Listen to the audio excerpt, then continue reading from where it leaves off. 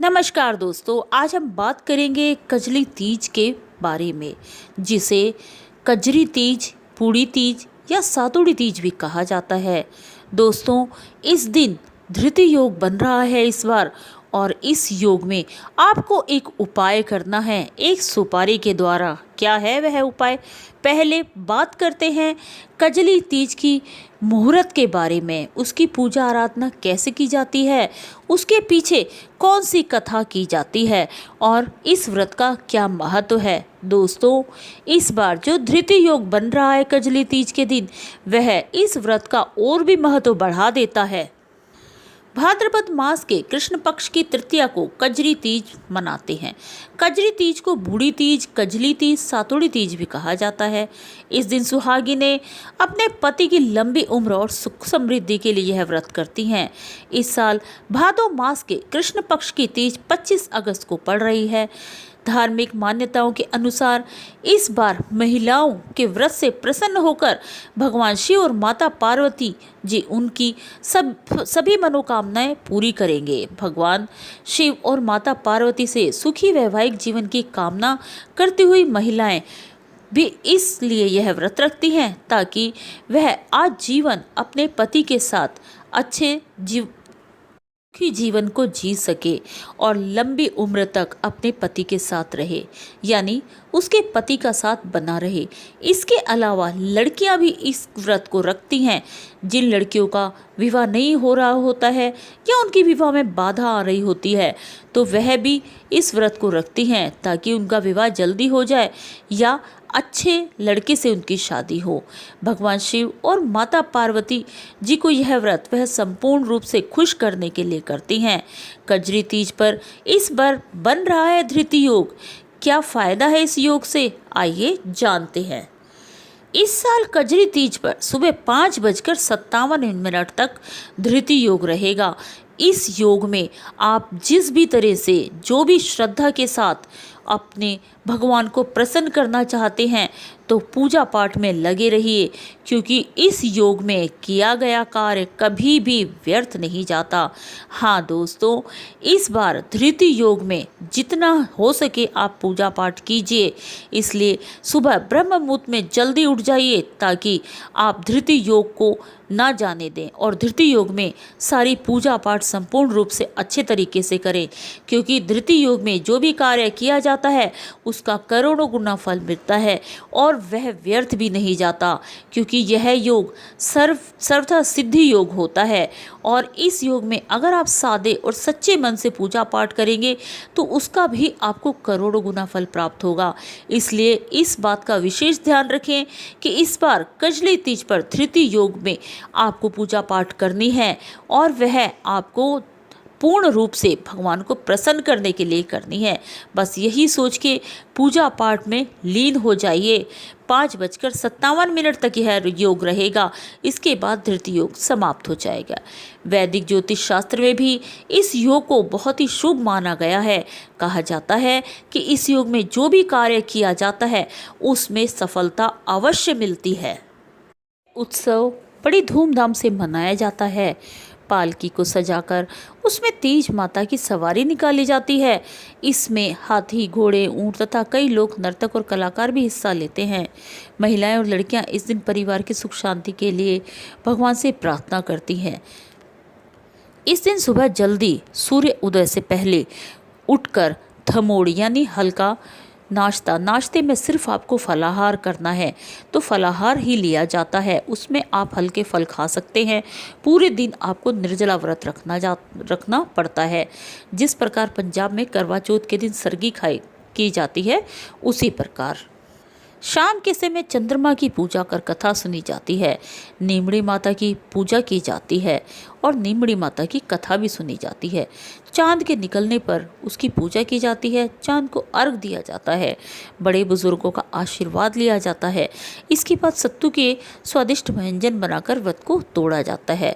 सातुड़ी तीज पर सवाया जैसे 1.25 किलो या 1.25 पाव के सत्तू बनाने चाहिए। सत्तू अच्छी तिथि या वार देखकर ही बनाने चाहिए। मंगलवार और शनिवार को नहीं बनाए जाते हैं सत्तू। तीज के एक दिन पहले या तीज वाले दिन भी बना सकते हैं सत्तू। सत्तू को पिंड के रूप में जमा लिया जाता है। उस पर सूखे मेवे, इलायची और चांदी के वर्क से उसको सजाया जाता है। बीच में लच्छा और एक सुपारी भी लगा सकते हैं। हाँ दोस्तों, जो उपाय मैं आज आपको बताऊंगी कि जो आपने सत्तू के लड्डू पर सुपारी लगाई है, उससे आपको क्या उपाय करना है। यह उपाय आपके जीवन में ऐसी बहार लाएगा कि आप सोच नहीं सकते। आपको पैसे की कभी कमी नहीं आएगी। आपके घर में धन के भंडार हमेशा भरे रहेंगे। आपके घर में कभी बीमारी नहीं आएगी। इसलिए जब भी आप सत्तू बनाएंगे, सत्तू का पिंड बनाएंगे, उस पर जो सुपारी लगाएंगे, उसी से हमें आज एक उपाय करना है और उस उपाय की जानकारी आपको मैं आगे बताऊंगी। पूजा के लिए एक छोटा लड्डू तीज माता के लिए भी बनाना चाहिए। कल्पने के लिए सवा पाव या मोटा लड्डू बनाना चाहिए। वह एक लड्डू पति के हाथ में झिलाने के लिए बनाना चाहिए। कुंवारी कन्या लड्डू अपने भाई को झिलाती है। सत्तू आप अपनी सुविधा के हिसाब से ज़्यादा मात्रा में कई प्रकार के बना सकते हैं। सत्तू चने, चावल, गेहूँ जो आदि के बनते हैं। तीज के दिन पहले सिर धोकर हाथों व पैरों पर मेहंदी लगानी चाहिए। सातुड़ी तीज के दिन मेहंदी लगाने का विशेष महत्व बताया गया है, क्योंकि मेहंदी सुहाग से संबंधित है और यह व्रत सुहाग के लिए ही किया जाता है। सातुड़ी तीज अथवा कजली तीज के दिन मिट्टी व गोबर से दीवार के सहारे एक छोटा सा तालाब बनाएं और उसमें नीम के वृक्ष की टहनी को रोप दिया जाता है। तालाब में कच्चा दूध पानी मिलाकर भर दिया जाता है और किनारे पर एक दिया जलाकर रख दिया जाता है। कुछ सामान जो आप पूजा के लिए अर्जित करते हैं, जैसे नींबू, ककड़ी, केला, सेब, सातू, रोली, मूली, अक्षत आदि सभी चीज़ें आपको थाली में बहुत ही अच्छे तरीके से सजा लेनी है और एक छोटे लोटे में कच्चा दूध भी अवश्य लेना है। अब आपको सातुड़ी तीज की पूजा की विधि किस प्रकार करनी है, इसके बारे में जानते हैं।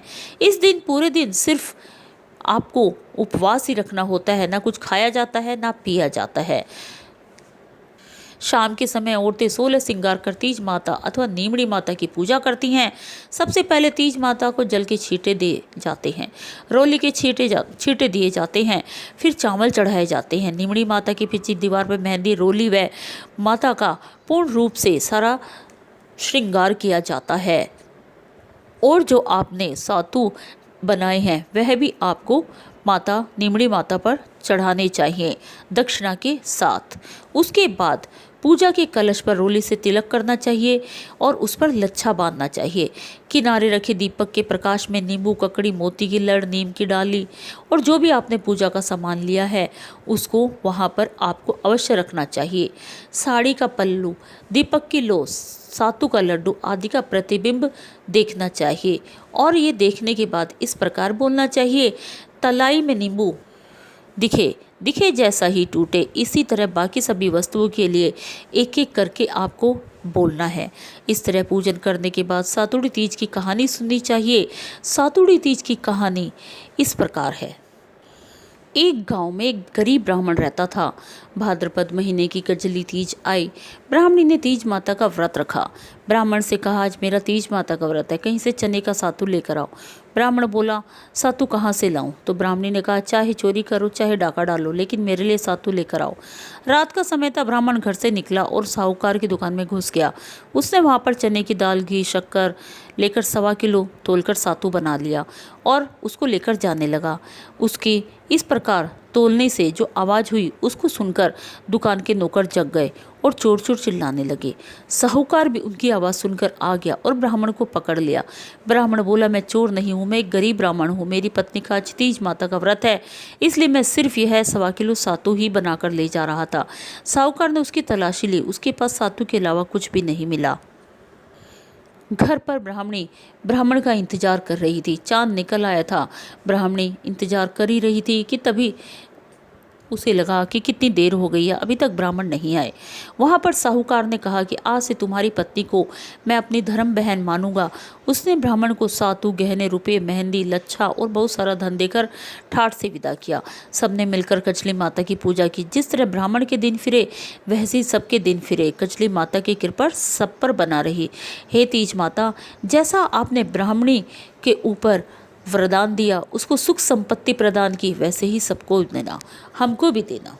इसके साथ साथ आपको तपसी और लपसी की कहानी भी अवश्य सुननी चाहिए, क्योंकि जब तक आप ये कहानी नहीं सुनेंगे तो आपका व्रत पूर्ण नहीं माना जाएगा और न ही आपको व्रत का पूर्ण फल प्राप्त होगा।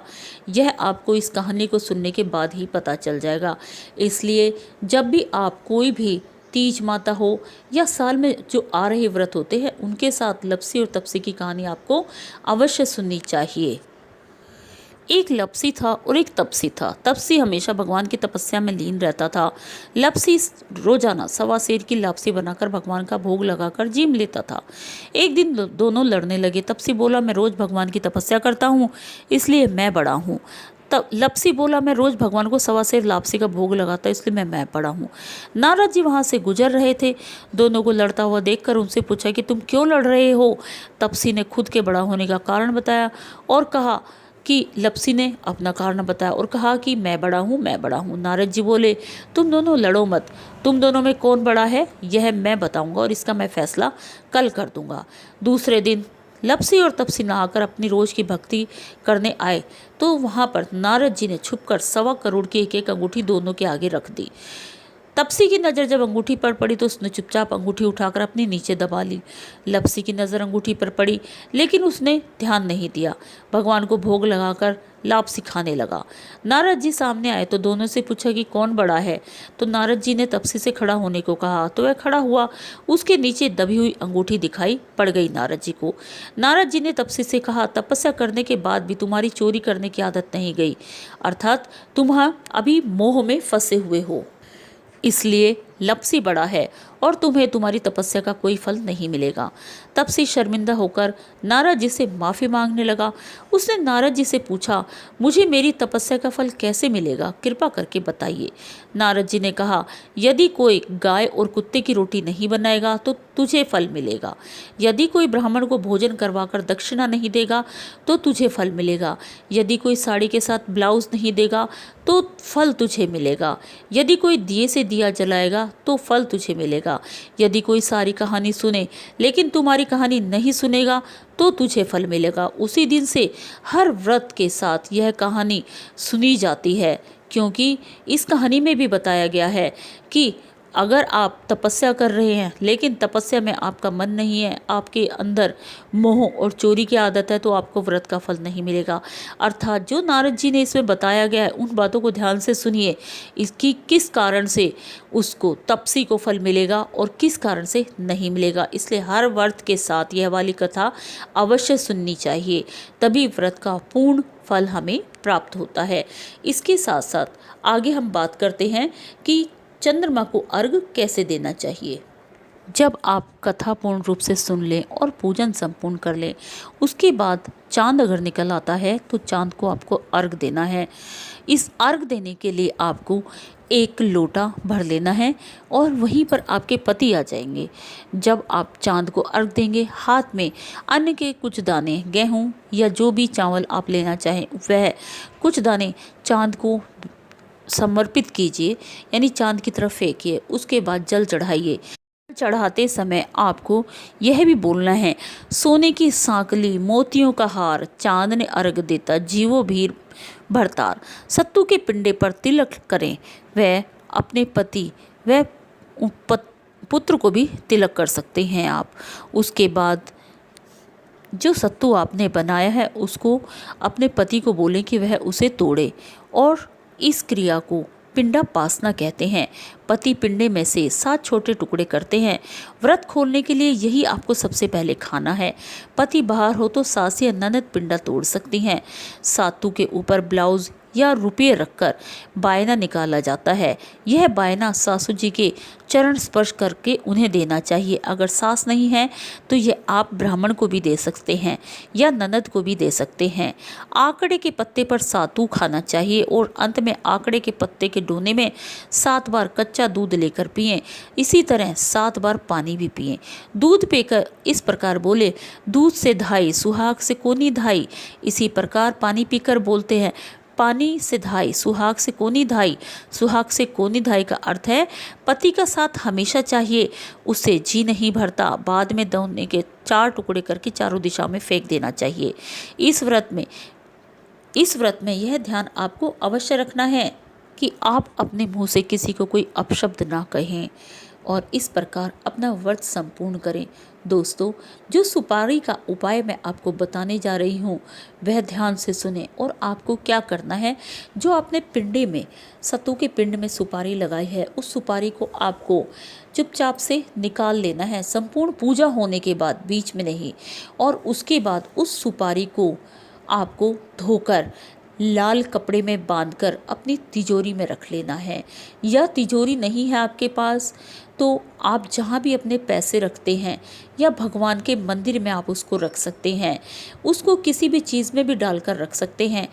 अगर आप किसी डब्बी में उसको रख दें तो यह और भी अच्छी बात है, क्योंकि अगर आप खुला रखेंगे तो उसमें कीड़े रख सकते हैं। क्योंकि यह सुपारी आपको अगली बार जो कजली तीज का व्रत आएगा उसमें आपको बदलनी है। 1 साल तक यही सुपारी रखी रहेगी। दोस्तों, यह वाला उपाय अचूक है, इसको एक बार करके देखिए आपके घर में कभी भी धन की कमी नहीं होगी। आपके घर में धन के भंडार भरे रहेंगे और जो भी नकारात्मक ऊर्जा है वह आपके घर से बाहर चली जाएगी। आपके रुके हुए सारे काम धीरे धीरे बनते चले जाएंगे। बीमारी या कष्ट, किसी प्रकार की कोई भी कुदृष्टि आपके घर में नहीं होगी। देखिए धन किस प्रकार आपके घर में आता रहेगा। आपके घर के धन के भंडार हमेशा भरे रहेंगे। यह एक अचूक उपाय है। इस बार आपको यह उपाय अवश्य करना है। एक सुपारी का छोटा सा उपाय है दोस्तों, इसको भूलना नहीं है। इस बार कजली तीज के व्रत में आपको अवश्य करना है। दोस्तों, आज की यह वीडियो आपको कैसी लगी? अच्छी लगी तो लाइक कीजिए, शेयर कीजिए और मेरे चैनल को सब्सक्राइब करना ना भूलें। जय माता दी।